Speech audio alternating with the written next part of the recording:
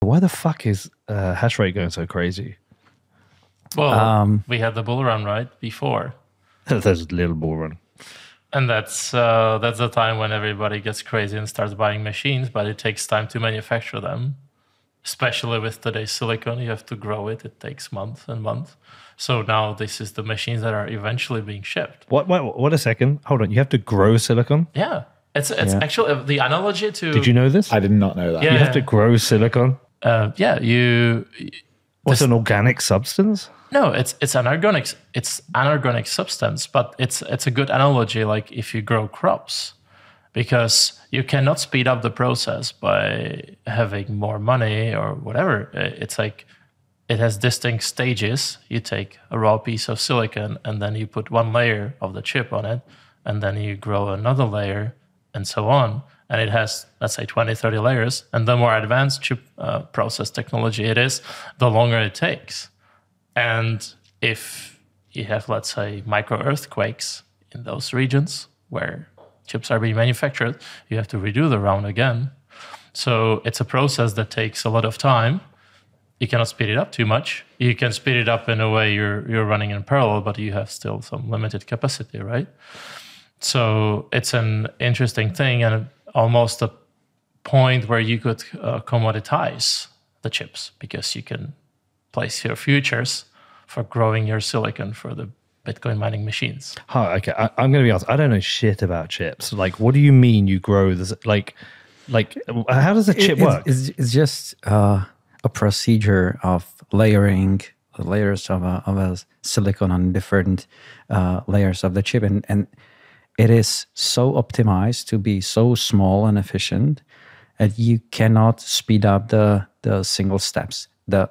There is like thousands of manufacturing steps going into every single chip. Like, okay, obviously you do it wafer by wafer, where there's thousands of chips, but the wafer to be like from the raw wafer to chips, it takes months, because of like all the steps take a lot of time. Are chips designed and built specifically for the device, or are chips generic and the device itself is built around it? The process is generic, but the chips for Bitcoin mining are specifically designed for Bitcoin mining. It uses the latest and greatest silicon technology what you can get, basically. So these miners keep making the same mistake. There's a bull run, they raise loads of capital, they suddenly put in a massive order, and then by the time the order's ready, we're in a bear market. Whereas if they raised all that money and said, let's just wait 12 months, they wait 12 months, and then they could just buy all the ASICs that all the broke miners have got on the chip. But you would have to invent like some machine telling you what's going to happen in the next 6-12 months, which typically you don't have. You do. It's called the internet, and you look at the history of Bitcoin, and every 4 years it does the same thing. Yeah, but then from this perspective, they are making the same mistake again and again. But it's quite natural, right? If there is a bull market, everything this time is different. Cheap to get money. Yeah. For mining. So what do you typically want to get as much orders as possible? Because then you can put a press release. Hey, guys, owning our stocks or wanting to own our stocks, we are big boys. We will have that amount of hash rate in the future, which is obviously good. But then it's not single order. It takes time to build it. So the more money you pour into it, typically it takes longer to deliver. So, and the delay is severe. So the current hash rate is still a product of, at least in our opinions, it's still a product of the massive orders put in the moment when it was understood as a good idea. So you don't think there's any nation state mining going on? No. Not in large scale. I don't believe so. So do you think there's some? I would say so. Probably to the east of Prague. Yeah, there is. I'm sure some governments manage this. I do not know nothing. Well, we don't have any data for this. But it's true. It's just a speculation. But maybe to add to this, why the hash rate is going through the roof, it's also important to realize that the machines that we had before were built on a different technology. So let's say a previous generation miner was somewhere between 50 and 70, or heavily overclocked, like 80 terahash. And the new machines are like basically double of this hash rate, the latest XPs. So it's not just the amount of machines in terms of number of pieces, but also the hash rate of each machine is like 1.5 to twofold bigger than what it was before. Yeah, and one more So that amplifies it. Like the efficiency goes up, meaning the same energy you consume for mining generates much more hash rate nowadays if you follow the technological curve of like newer machines. So yeah, it's quite natural that hash rate goes up, and it would be very surprising if this would stop. It would mean some quite severe issues with the whole ecosystem or Bitcoin price. If a listener looks at the historical charts, it is basically ever growing curve, with exceptions like ban of mining in China, very black swan event, and then it just went up. So it's not surprising that the trend is like this, especially the last bull market. A lot of public companies raised a lot of money, unprecedented amount of money. It was not the previous bull run the same. Right. Okay. When I was out in America recently, as you know, I made a film on mining. I was in Texas, Oklahoma, dipped into a couple of other states. I think it's Arkansas. Is Arkansas a state? You went to Texarkana, didn't you? Which is like on the border of the three, I think. Yeah. I should know that. Arkansas is a state, isn't that? That was Bill Clinton's state. Yeah. Yeah. I think Mississippi as well. And I got really close to mining, the closest I've ever been before. Rather than just like the exposure through the pod and doing some mining myself, I actually went to facilities and saw different facilities, saw home miners. What was the experience?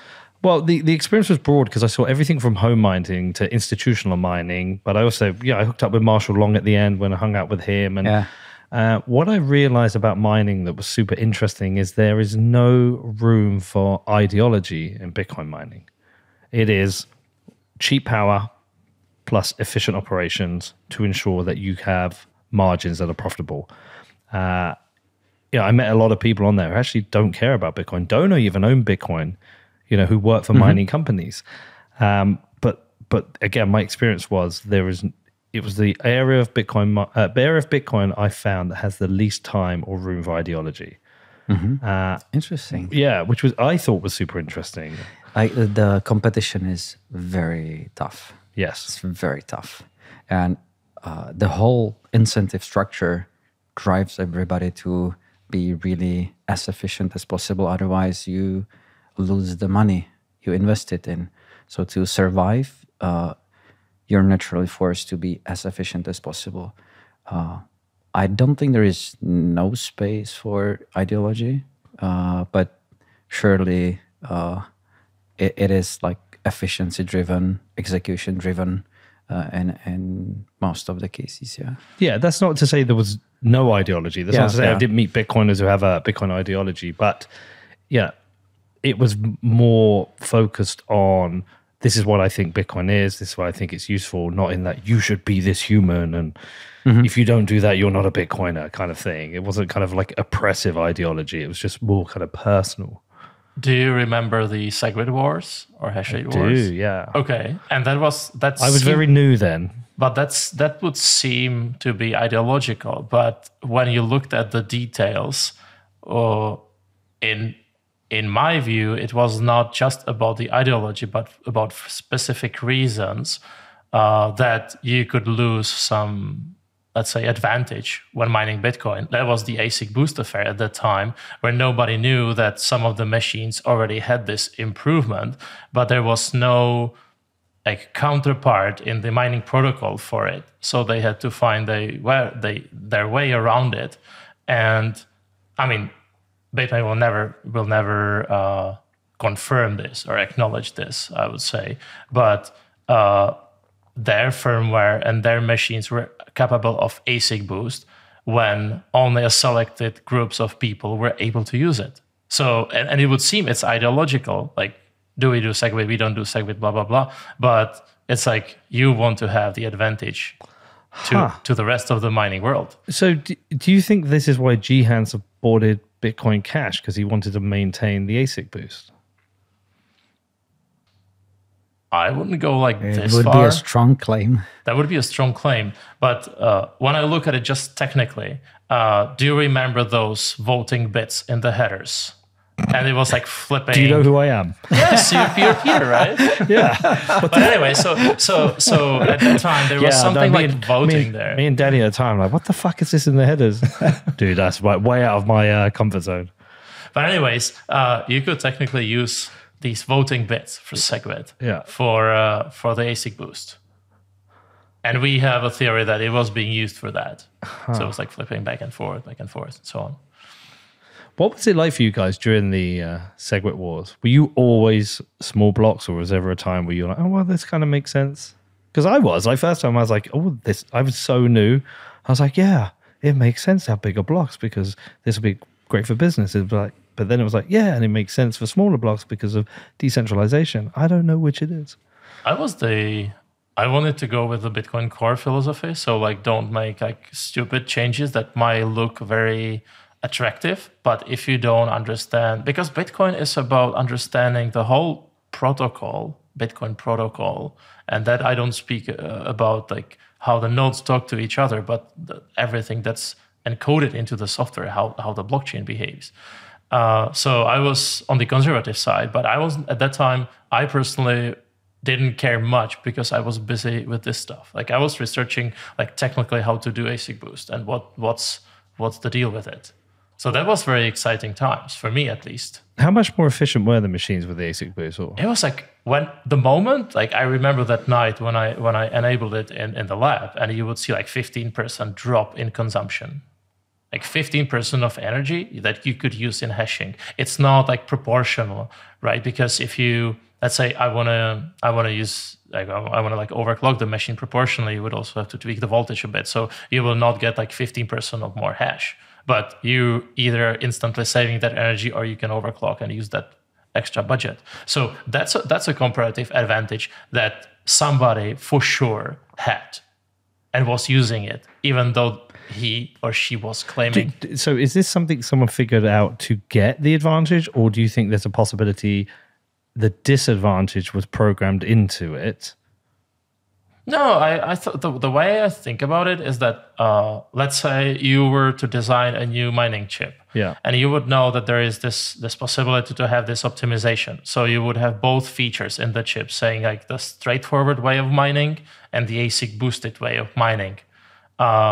And you would sell machines with the straightforward way of mining to your retail customers, and the selected customers would get the boosted machines, or you would just keep them for yourself to have this advantage. Okay, because at that time the S9s were like the top of the notch, like the best machine ever. And we don't know who was using it. It was definitely Bitmain, but we don't know who. But definitely it was Bitmain. Sure, but they will never say it loud, right? Yeah, and the efficiency difference is extreme. You can compare it to, like, imagine you're mining on a pool and it takes 15% fee. You would get the same results as was the difference enabling or not enabling this feature. So they basically made everybody like throw away 15% of revenue. Yeah, throw away. Yeah, yeah. And so the software you've written that miners can include, is that your own kind of ASIC boost? It's our own invention. We just started the whole firmware project. Like at this time when we discovered this feature, we were like, we have to do something about it. And that somehow overlaps with the history where we were like coincidentally working on a firmware for a machine that was like ASIC boost only. And we're like, we have to do something on the mining protocol end. So Stratum V1 at that time, I think it was like 2017, 18, something like this, got an extension to actually allow like covered, what is the other one? Like the open, basically, you're saying I'm doing. Yeah. You're doing the overt ASIC boost. So we made the change in the protocol to allow this, and then implemented the support in our firmware at that time for the S9s as well. And then basically everybody adopted it. And ASIC boost is like natively supported in V2. So yeah. So everyone has your software on their miner now. I wish It they would had. be great. It would be great. It's for not the us. case. Really? But Why not though? Like, how many people are we talking about? Like, what percentage of the market do you think you've got? Single percent? What? Like digits? Single, Something like this? But yeah. there's literally no downside to them using your software. It's all upside. Yes. Is one of the issues that it can void the warranty on the ASIC? It can be trouble, but at the same time, a lot of machines, most of the machines are much older than what the warranty period is. Yeah. Because it's typically like 6 months or something. If you are a strong player, you can maybe make better conditions, but I don't think that's the main trouble. Like, it's quite a technical topic, and the decision makers are not always like understanding big enough picture to make a choice. And we can see a disconnect between people doing decisions and people running the operations and understanding the lower level aspects. There can be a lot of other business related reasons which we possibly don't understand, but like from my simpler perspective, it gets you more hash rate or What's the percentage efficiency? based on the device. Older devices could get 15%, 20% more hash rate. So you can increase their Bitcoin income by 20%. Yeah, and for some models, yes. Or you can save 10% of energy on different machines. Either way, it's a no-brainer. Yeah, so it seems like a no-brainer. Like it's not all such easy. The support for machines is not always created in like at the same time. So depending on the models you have, some models can be supported a bit later. You have to deal with a different firmware as well. So if you're used to talking to the machines running some firmware, can be slight technical differences, but in general, it's Stop making excuses for people. They should be doing this. I don't get it myself. I'm just trying to find reasons, because from bigger picture, it's a nonsense to not use the capabilities of the hardware. And currently, vendors are not using the hardware as efficiently as they could by their firmware. We try to fix it. So it's everybody's decision if it makes sense or not. And then if everyone did it, there's no advantage. It's basically racketeering. Well, you should be running your machines at the most efficient, Of course, level. It's like, As you why spend all that time trying to get the cheapest power, trying to run the And then smartest? you waste 10% right waste away. 10%. It's just Well, illogical. especially on Bitmain, the difference is big. But maybe, again, to draw the whole picture, back in 2018, everything was like rainbows and unicorns in terms of you technically own the machine because you could install whatever you wanted on it, regardless of the warranty. If you care for the warranty, then you wouldn't do it. But this has changed.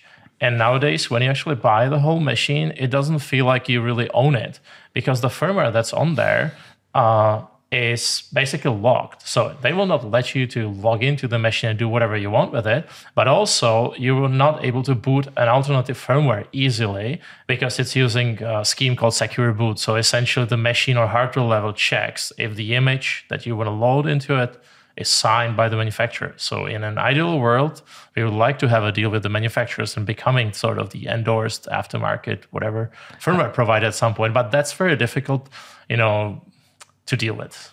I don't know, man. I'm a salesman. I reckon I could do this for you. Yeah, I would just get out there and see them. You'll get a nice cut. Hey, man, if I had the time, I'd get out there and sell that for you. This is absolute no-brainer. Like, sounds good. So when they This is our struggle for such a long years. It's one thing to bring a nice solution, a technical thing, what makes sense, and a completely different thing is to sell it. Yeah, I'm a salesman. I don't get the technical shit, but I can sell it. Yeah, we complement each other in this sense a lot, I guess. There you go. Well, we'll share some ideas on that. So when you say they lock it, but have you still found a way around their locks? Yeah, and we cannot talk about that publicly. No, good. But there is some magic. Magic into that. It just works somehow. Or let's say the solution is not ergonomic as you would expect. For example, it requires an SD card to be plugged into the machine, which is fine for a home miner, but is not and doesn't scale for a big operation. Like we're able to produce like 20,000 SD cards. That's not a problem. But like if you count the cost for like just sticking the SD cards in and making sure like every SD card works, that becomes prohibitive for big farms. So, I mean, even if you have solution in some ways, and so for some of the machines, we're stuck with this. For some of the machines, we do have a solution that can be like remotely installed. I still think at 10 to 20%, it makes sense. Sure, yeah. There's a strong incentive for that. Interesting. Yeah, basic arithmetics should win in this case. It's a fascinating business you guys are building. Or have built. That's true. Continue to build. Yeah, it is very nuanced. There is a lot of small details, troubles everywhere, but at the same time, you're participating in something what really makes a difference, or it makes sense. Like the whole mining aspect of Bitcoin is sometimes like overlooked. It tends to be technical for a lot of people, too technical, but it's the foundation. Like without mining, like the mining is the distinguishing factor in a different like money schemes you can create. If there is no mining, the biggest single difference of Bitcoin to everything else disappears. The mining brings the capability of distributed consensus. Love it, man. Without it, it is something what has a big idea behind it, but at the same time, it allows you to work on a lot of small technical details and trying to push it further. So you get both of the worlds too. So yeah, it's nice to work in mining.